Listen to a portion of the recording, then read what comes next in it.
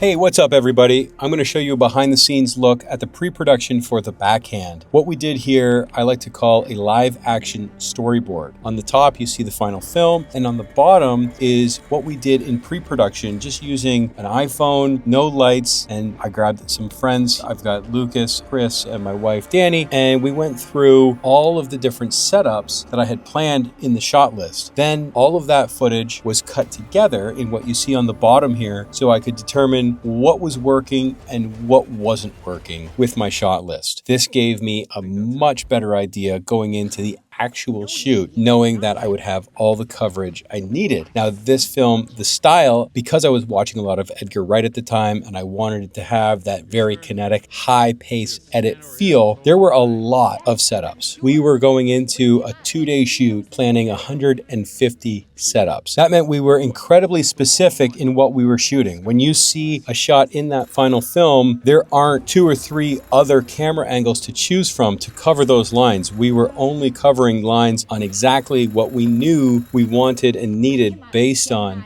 this live action storyboard. It's great to see how a lot of these shots are almost identical from the pre-production live action storyboard to the final production. Of course, the lighting, the camera work, and the setting are all improved in the final. You can see one of the things we set out to accomplish is never putting the camera in the same place twice. We're moving around the action. We knew that most of this story happens centered around this chair. We're seeing this same room. So how many different ways can we make this room look? How many different ways can we show you this room so that visually it stays interesting? Now, the first time I heard of someone doing something like this was Robert Rodriguez. He would shoot his whole film on videotape before going to the more expensive actual film format. He would have everything on video, cut it together exactly like we did here, and then go back and shoot only the exact parts he needed because the budget was very tight. This process is extremely helpful, but I don't use it all that much.